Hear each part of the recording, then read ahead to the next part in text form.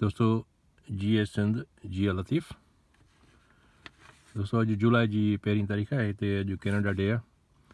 पंहिंजे घर जे भरिसां हिते पार्क में अची हीअ वीडियो रिकॉर्ड कई अव्हां जे लाइ। ऐं अव्हांखे यादि हूंदो त मूं पंहिंजे गुज़िरियल ऑडियो पैगाम में 3 मुआशी दौरनि जो ज़िक्र कयो, ज़रई दौर, सनती दौर ऐं अॼु जो डिजिटल दौर।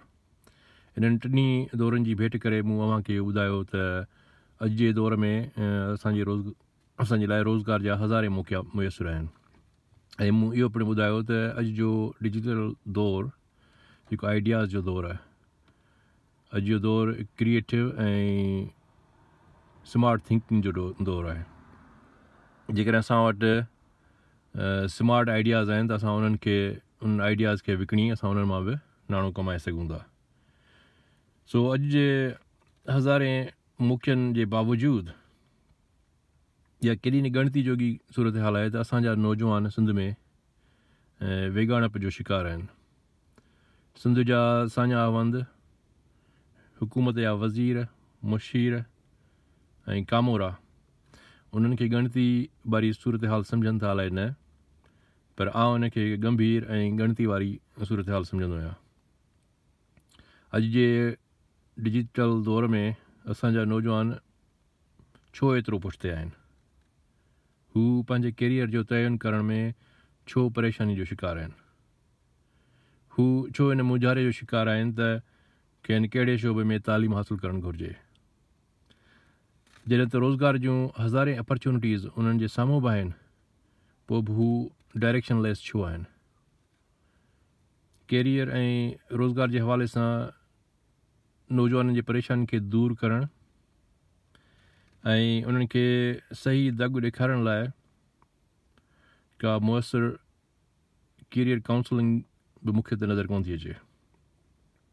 रुॻो धुकनि जे आधार ते शागिर्दनि खे अहिड़ा दग ॾेखारिया था वञनि जिन ते हू थोरो अॻिते हली वरी भटकियो था वञनि। शागिर्दनि जी कैरियर काउंसलिंग कंदड़ कंहिं चङे भले पढ़े लिखे खां जेकॾहिं अव्हां पुछंदो त जॉब्स जा बुनियादी क़िस्म कहिड़ा आहिनि, यानी कहिड़े क़िस्म जा बुनियादी तौर ते जॉब्स हूंदा आहिनि, ऐं रोज़गार जा बुनियादी तरीक़ा या मुख्य तरीक़ा या मेथड्स कहिड़ा आहिनि, त हू धुक हणी जवाबु ॾियण जी कोशिशि त कंदा, पर इल्मी बुनियादुनि ते तरतीबवार ऐं मुदलिल तरीक़े सां उन्हनि सुवालनि जा जवाब न ॾेई सघंदा। छो जो उन्हनि दोस्तनि खे या उन्हनि दोस्तनि उन्हनि अहम नुक़्तनि ते कॾहिं ग़ौर वीचार कयो ई न हूंदो आहे। इहो ई सबबु आहे जो हू नौजवाननि जी ठीक तरह सां ऐं सही रहनुमाई न पिया कनि। नौजवान खे सलाहूं त ॾियनि था, पर उहे सलाहूं धुकनि ते ॿधल आहिनि, ऐं मां सम्झां थो त उहे धुकनि ते ॿधल आहिनि, ऐं उनजे करे हू नौजवाननि खे सही दग सां नथा लॻाए सघनि। सो अॼु जे हिन पैगाम में कुझु अहम नुक़्तनि ते ॻाल्हाईंदुसि, ऐं नौजवाननि जी सही रहनुमाई करण लाइ ज़रूरी आहे त असांखे उन्हनि अहम नुक़्तनि जी ॼाण ऐं परूड़ हुजे त जीअं असां शागिर्दनि खे ठीक तरह सां सम्झाए सघूं त जीअं हू पंहिंजे सलाहियतुनि मुताबिक़ कहिड़नि शोबनि में तालीम हासिलु कनि ऐं कहिड़े क़िस्म जे रोज़गार सां लॻनि ऐं उन में महिनत ऐं तरक़ी करे पंहिंजो मुस्तक़बिल संवारे सघनि। सो हिन पैगाम में इन्हनि 2 अहम नुक़्तनि जे बारे में थोरी वज़ाहत कंदुसि त जीअं अव्हां जा ज़हन क्लियर थियनि त बुनियादी तौर ते रोज़गार कहिड़े क़िस्म जा हूंदा आहिनि ऐं रोज़गार जा बुनियादी तरीक़ा कहिड़ा आहिनि। सो सभ खां पहिरियां त धंधा जॾहिं जॉब्स जेके आहिनि उहे बुनियादी तौर ते 2 क़िस्मनि जा थींदा आहिनि। हिकिड़ा टेक्निकल जॉब्स ऐं ॿिया non technical jobs. Technical jobs जे लाइ यूनिवर्सिटी या कंहिं टेक्निकल कॉलेज जी तालीम लाज़मी आहे। इन खां अलावा ट्रेनिंग कोर्सिस ऐं सेल्फ स्टडी पिणु दरकारु हूंदी आहे। उनजे बग़ैर टेक्निकल जॉब्स में माण्हू कॉम्पीट करणु हिकिड़ो वॾो मसइलो आहे। ऐं ॿियो नॉन टेक्निकल जॉब्स जे लाइ बुनियादी तालीम जी ज़रूरत त आहे पंहिंजी जाइ ते, पर अहिड़ा सभई धंधा बि आहिनि जेके अणपढ़ियल माण्हू उहे धंधा कनि था ऐं पंहिंजो मुआशी मसइलनि खे हल कनि था। सो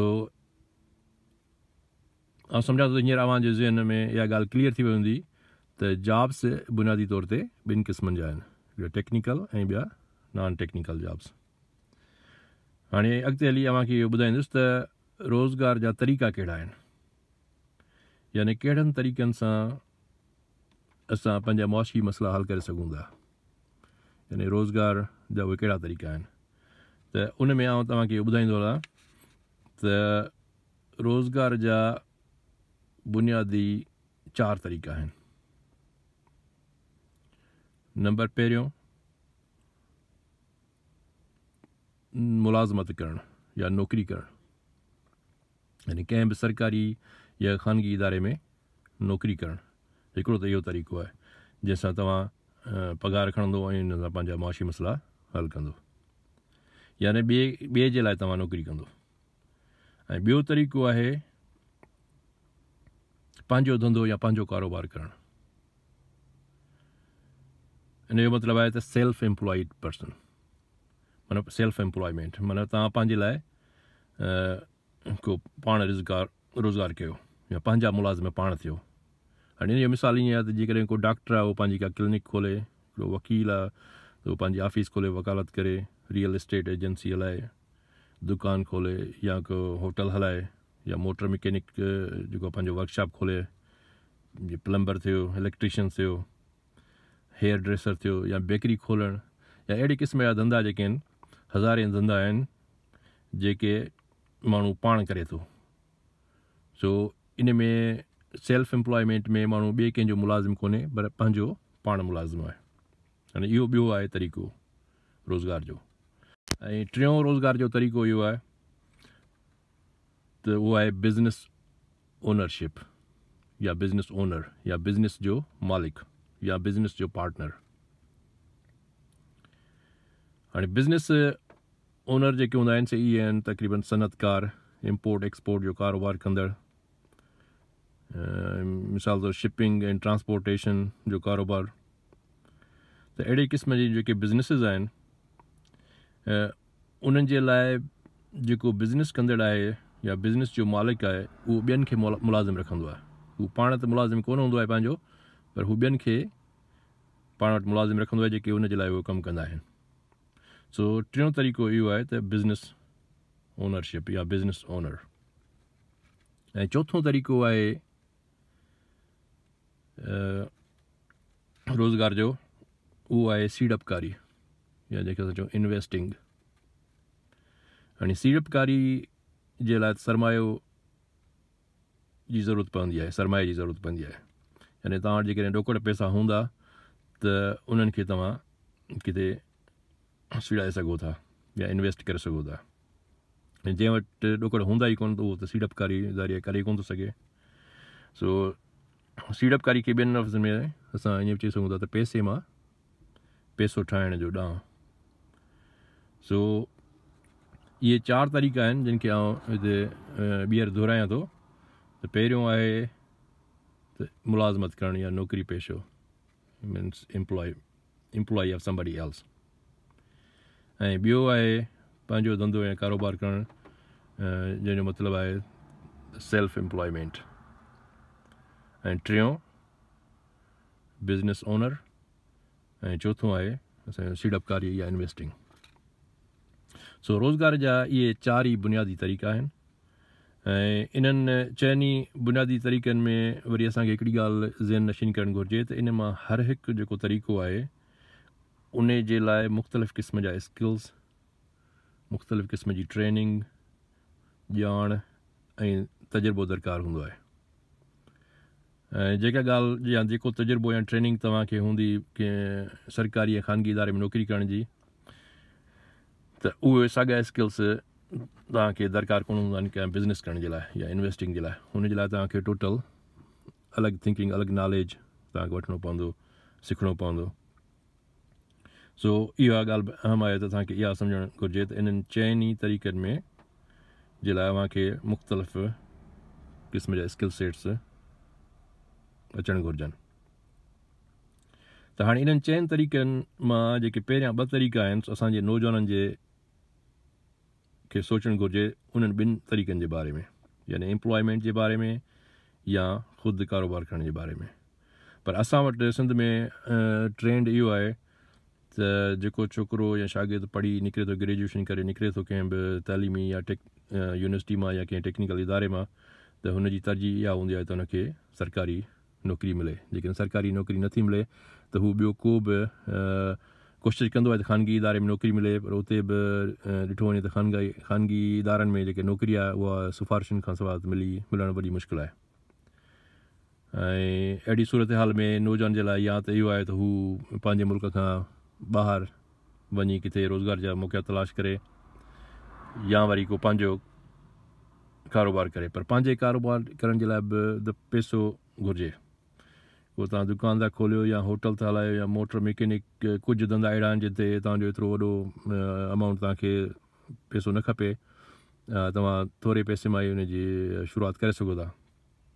पर इहो इन जा पंहिंजा चैलेंजिस आहिनि पंहिंजे धंधे करण जे लाइ। सो असांखे असांजे नौजवाननि खे पंहिंजे कैरियर जो तयन करण जे लाइ इन्हनि 4 शयुनि खे पंहिंजे ज़हन में रखिणो पवंदो त हू कहिड़े क़िस्म जो रोज़गार करण खे सवलो सम्झनि था। हाणे इन्हनि 4 जा वरी पंहिंजा अलॻि अलॻि फ़ाइदा आहिनि ऐं जॉब सिक्योरिटी जे हवाले सां ऐं फिनेंशियल सिक्योरिटी जे हवाले सां उहो तमामु हिकिड़ो वॾो लंबो बहस आहे, उन ते पाण कॾहिं अॻिते हली डिस्कस कंदासीं। त पहिरें शोबे मां माण्हू तरक़ी करे ॿियो शोबे में कीअं वञे, यानी मुलाज़मत खां पोइ सेल्फ एम्प्लॉय कीअं थिए। जीअं सेल्फ एम्प्लॉयड आहे त उहो पंहिंजे सेल्फ एम्प्लॉयमेंट मां बिज़नेस जी तरफ़ कीअं वञी सघे ऐं उन्हनि जा कहिड़ा कहिड़ा फिनेंशियल फ़ाइदा आहिनि, त उहो हिकिड़ो अलॻि बहस आहे।